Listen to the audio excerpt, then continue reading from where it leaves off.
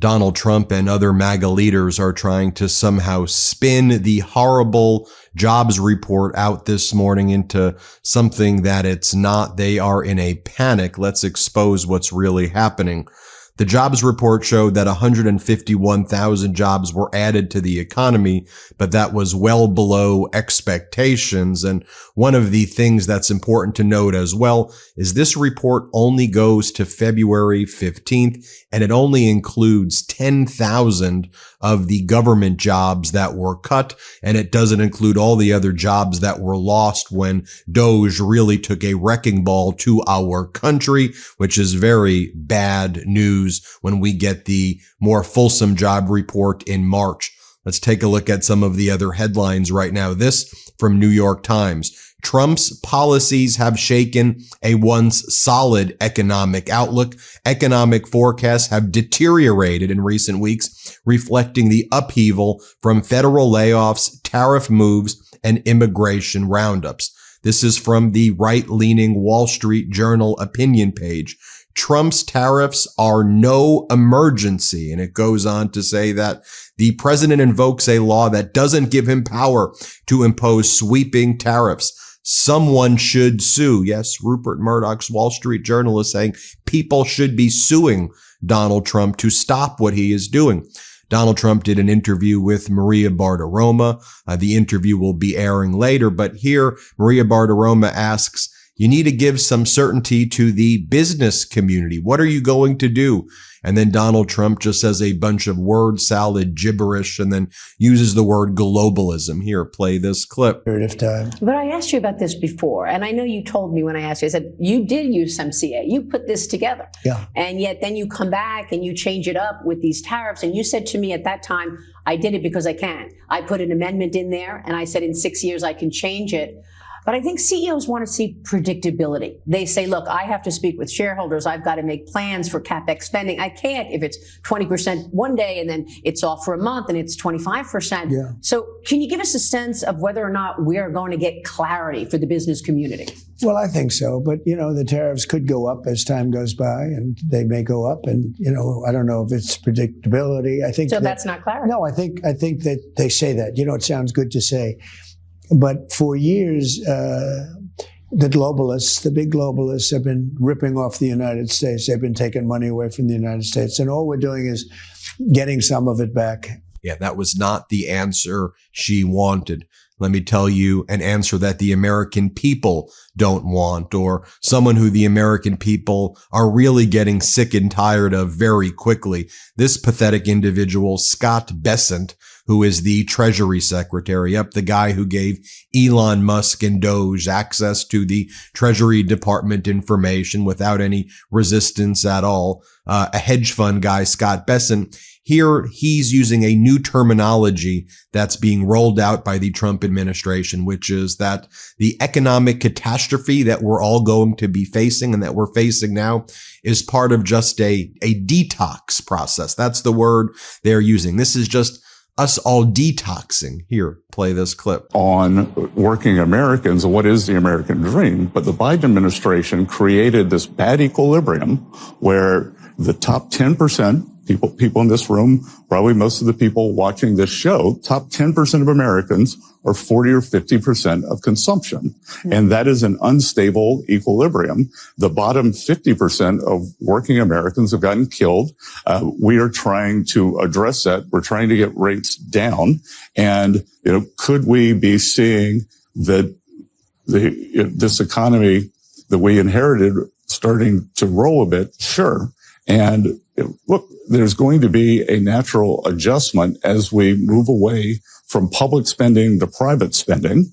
The market and the economy have just become hooked. We've become addicted to this government spending, and there's going to be a detox period. There's going to be a detox period. I think that temporary pain that you've acknowledged, that the president has acknowledged, I think the question becomes, is temporary pain the new transitory inflation? How do you know that we get to the other side of this, and how long do you think it actually takes? Well, look, there's an adjustment. We'll see whether there's pain. What we are trying to do I talked about it at the Economic Club of New York yesterday. We are trying to transition from public to private. Detoxing? Are you kidding me? Under former President Biden, we would wake up to jobs reports exceeding expectations.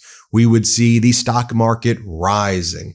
And y'all would say, Donald Trump is going to make it all much better on day one. We were like, but it's all trending in the right direction. Now you're using the word detoxing to refer to recessions, great recessions, stagflation, and possibly depression. Fox was just totally in a frenzy this morning, not knowing what to do. This was from the Maria Bartiromo Fox Business Show earlier, where she's like, yeah, recession. We're likely heading into a recession, but it's a Biden recession. Here, play this clip. That's, by the way, that's why I said earlier it would be Biden's recession. And I know the haters out there will slam me later. The other day I said something and they went nuts on me on Twitter, on X. I said, well, how come I don't see any Dodge Rams or Dodge, pickup trucks in Europe? And they went nuts on it. But it's true. I see all the Mercedes and the Audis and the whole 9 yards here in America, but I don't see any of the American-made cars there. That's it. That's the point I was making, Steve. Yeah. No, you're exactly right. I mean, when you... Right, heads I win, tails you lose. That's the MAGA way. Ultimate victimhood and blaming everybody else, even when Donald Trump is the leader right now. Here's Maria Bartiromo again, also reiterating that we could see a recession, but blaming it on Biden. It's what they were pushing the whole morning. Play this clip. Joel, Lindsay Group came out with a report a couple of weeks ago that I've mentioned a few times. Can Doge induce a recession? No, it can't. Okay. You're not going to get a recession just from Doge. Now, there are other things that have happened in this economy with this slowdown. We could see a recession, but it's not going to happen just because they're cutting waste and abuse out of this government, Joel. Yeah, no, you're exactly correct. In fact, of the last 5 years, we had about 3.1 million jobs, and about more than half were from government and from social services. And so those need to go. Now, from that same show on Fox Business, here's one of the Fox analysts, Charles Payne, and here he goes over the Bank of America reports showing that with the credit report data, a lot of people are just not spending money anymore in this horrible Trump economy. Let's play it. Even though those are low-paying jobs, the restaurant jobs and the leisure and hospitality jobs, they had sort of been a proxy for people having disposable money. A couple of days ago, Bank of America came out with their credit card data, and it was scary. I mean, a shocking declines in restaurants, airlines, lodging.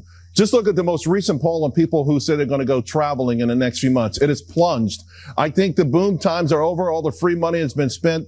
And this is why I have a problem, Steve, with the Federal Reserve and interest rates, because if they look at aggregate data, it looks great. And so but the problem is if 10% are doing 50% of buying and everyone else is struggling because of higher rates, it's a no-win situation. In other words, we've got to wait until the richest people in America stumble before there's any relief from Main Street. And I think as in addition to blowing up all the ways we examine data, we need to figure out a way for the Fed to re-examine how they do their job, the transmission of their policies, because they keep telling us they wield the mallet. Well, we need to find a way to wield the scalpel, because what they're doing right now is heads the rich people win, tails the rich people win. Back to Scott Bessent. I'm showing you how these MAGAs are trying to spin this awful morning for Donald Trump. Scott Bessent, Trump's Treasury Secretary, tries to downplay a really bad week for the stock market. And get this, this is what Trump and Bessent are going with now. When the stock market is doing good, actually, people hate it. That's why former President Biden was not reelected. People are going to like it, the Trump administration says, when the stock market crashes. That's what they were really looking for when they voted for Trump. You see, Biden's stock market goes up, not reelected. Trump's stock market goes down. People are going to love it. If you think I'm joking, here's Trump's Treasury Secretary saying just that. Play this clip. If we ever went down 20% on the NASDAQ or 15% on the S&P, with people that want Trump to fail, that's going to be splayed across every newspaper in the world. I'm just wondering whether the tolerance for something like that for the administration. Well, look, as you said, Joe, market was up 20% last year, 20% so there is the year some house money. No. I'm going to put it another way. Okay. did the Biden administration succeed? The American people weren't buying it just because the market was up. They voted out the Democrats. Question related to the regulatory or deregulatory agenda, which I think is. Now, this is what Donald Trump was posting this morning on his social media platform. He goes, based on the fact that Russia is absolutely, quote, pounding, not sure why that's in quotes, Ukraine on the battlefield right now, I am strongly considering large-scale banking sanctions, and tariffs on Russia until a ceasefire and final settlement agreement on peace is reached. And he puts that in all caps. To Russia and Ukraine, get to the table right now before it is too late. Thank you! Exclamation point, exclamation point, exclamation point. Tell me you know nothing about international affairs without telling me you know nothing about international affairs. Russia already faces sanctions where there's no trade with Russia and the United States. So imposing tariffs on Russia isn't going to do anything because Russia's not sending their products and goods here. Although Donald Trump is offering gold cards, as he said, to Russian oligarchs to buy citizenship in the United States for the low price of $5 million. So are you going to tariff your own gold card to the Russian oligarchs?